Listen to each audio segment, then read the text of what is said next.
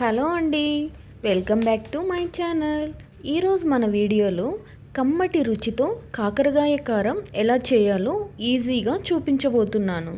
కాకరకాయ అంటే నచ్చని వాళ్ళు కూడా ఇలా చేసి పెడితే చేదు లేకుండా కమ్మగా తినేస్తారు. మరి లేట్ చేయకుండా ఈ కాకరకాయ కారం ఎలా చేయాలో చూసేద్దాం. నేను పావు కిలో కాకరకాయ తీసుకున్నాను. బాగా నీట్గా క్లీన్ చేసుకొని సన్నగా కట్ చేసుకోవాలి.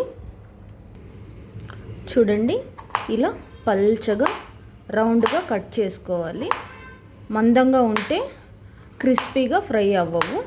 మీకు ఎంత వీలైతే అంత పల్చగా చూడండి ఇలా కట్ చేసుకోవాలి. చూడండి, ఈ విధంగా కట్ చేసి పెట్టుకోవాలి. గింజలు ఏమైనా ముదిరిపోయిండేటివి ఉంటే అవి తీసేసుకొని కట్ చేసుకోండి. చూడండి, ఇలా పల్చగా కట్ చేసుకోవాలి. స్టవ్ ఆన్ చేసుకొని ఒక కడాయి పెట్టుకొని అందులోకి 1/2 కప్పు దాకా ఆయిల్ వేసుకోవాలి. ఆయిల్ వేడయ్యాక ఇప్పుడు ఇందులోకి కాకరకాయ ముక్కలు వేసుకోవాలి. వేసుకొని బాగా కలర్ వచ్చేంత వరకు డీప్ ఫ్రై చేసుకోవాలి. కొద్దిగానే వేసుకోవాలి, మొత్తం అన్నీ ఒకేసారి వేసుకోకూడదు. కలర్ వచ్చేంత వరకు బాగా డీప్ ఫ్రై చేసుకోవాలి. మధ్య మధ్యలో ఇలా మిక్స్ చేసుకుంటూ ఫ్రై చేసుకోవాలి. ఫ్రై అవ్వడానికి కాస్త టైం పడుతుందండి. క్రిస్పీగా రావాలి కాబట్టి టైం పడుతుంది. హై ఫ్లేమ్లో పెట్టుకోకూడదండి, మీడియం ఫ్లేమ్లో పెట్టేసుకొని ఫ్రై చేసుకోవాలి. చూడండి, మంచి కలర్ వచ్చేసాయి కదా. ఈ విధంగా కలర్ వచ్చేంత వరకు ఫ్రై చేసుకోవాలి. ఇప్పుడు ఒక ప్లేట్లోకి తీసేసుకొని పక్కన పెట్టేసుకుందాం. ఇప్పుడు అదే ఆయిల్లోకి కొద్దిగా కరివేపాకు వేసుకొని ఫ్రై చేసుకోవాలి. ఇప్పుడు ఫ్రై అయిపోయింది కదా, ఇది కూడా పక్కన పెట్టేసుకోవాలి. చూడండి, ఇలా క్రిస్పీగా ఫ్రై చేసుకోవాలి. చూడండి, ఇలా తుంచితే ఇలా క్రిస్పీగా రావాలి. ఇలా ఫ్రై చేసుకున్నాక ఇప్పుడు సేమ్ కడాయిలో కొద్దిగా ఆయిల్ తీసేసుకొని 2 టేబుల్ స్పూన్స్ ఆయిల్ వేసుకోవాలి. అందులోకి 1 టేబుల్ స్పూన్ పచ్చిశనగపప్పు, 1 టేబుల్ స్పూన్ మినప్పప్పు, 1 టేబుల్ స్పూన్ ధనియాలు వేసుకొని బాగా దోరగా ఫ్రై చేసుకోవాలి. ఇలా మీడియం ఫ్లేమ్లో పెట్టేసుకొని కలర్ వచ్చేంత వరకు దోరగా ఫ్రై చేసుకోవాలి. ఇలా కొంచెం కలర్ వచ్చాయి కదా, ఇప్పుడు ఇందులోకి 1/2 టీ స్పూన్ జీలకర్ర వేసుకోవాలి. 1/2 టీ స్పూన్ ఆవాలు వేసుకొని ఫ్రై చేసుకోవాలి. ఈ రెండు కూడా బాగా ఫ్రై అవ్వాలి. చూడండి, బాగా ఫ్రై అయ్యాయి కదా. ఇప్పుడు వీటిని పక్కకు పెట్టేసుకుందాం. ఒక ప్లేట్లో వేసుకొని చల్లార్చుకోవాలి. ఇప్పుడు సేమ్ కడాయిలోకి 1/2 కప్పు పల్లీలు వేసుకోవాలి. పల్లీలను కాస్త ఫ్రై చేసుకోవాలి. పల్లీలను కొంచెం కలర్ వచ్చేంత వరకు ఫ్రై చేసుకోవాలి. పల్లీలు ఫ్రై అయిన తర్వాత 1 టేబుల్ స్పూన్ ఎండు కొబ్బరి వేసుకోవాలి. ఎండు కొబ్బరిని కూడా కాస్త ఫ్రై చేసుకోవాలి. ఇప్పుడు ఇందులోకి 1/2 కప్పు నువ్వులు వేసుకోవాలి.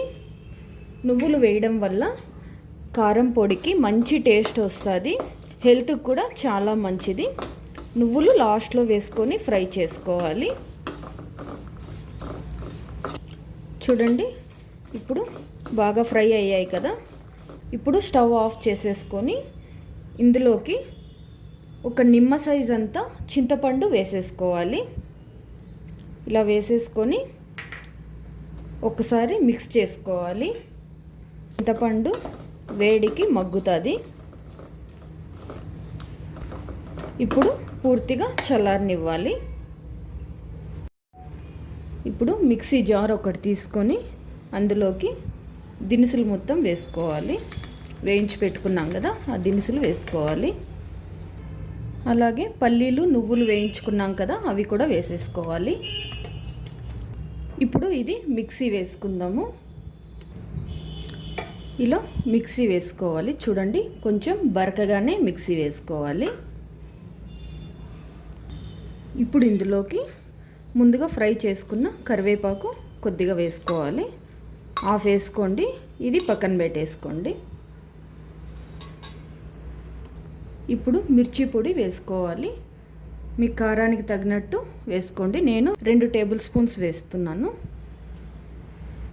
సాల్ట్ 1 టేబుల్ స్పూన్ వేసాను. పసుపు 1/2 టీ స్పూన్ వేసుకోవాలి.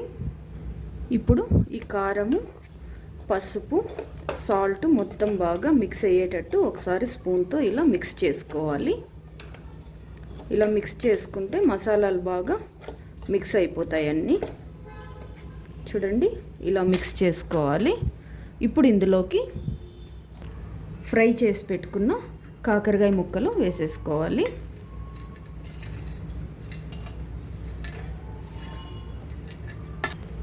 ఒకటి వెల్లుల్లిపాయ మొత్తం ఇలా పొట్టు మొత్తం తీసేయకూడదు, ఇలా తీసేసుకొని ఒకటి వేసుకోవాలి. ఇప్పుడు మళ్ళీ మిక్సీ వేసుకోవాలి. మధ్య మధ్యలో స్టాప్ చేసుకుంటూ మిక్సీ వేసుకోవాలి.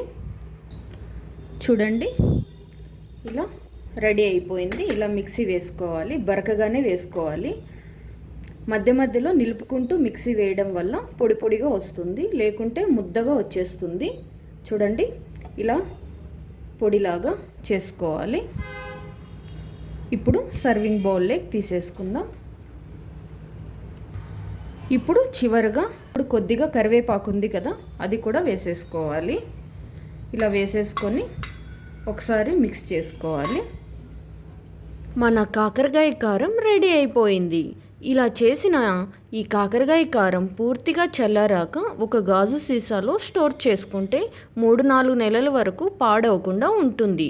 ఆరోగ్యానికి మేలు చేసే ఇలా కమ్మని కాకరకాయ కారాన్ని ట్రై చేసి చూడండి. ఆరోగ్యానికి కూడా చాలా మంచిది. ఈ వీడియో నచ్చితే లైక్ చేసి మీ ఫ్రెండ్స్ అండ్ ఫ్యామిలీ మెంబర్స్కి షేర్ చేయండి. Thank you.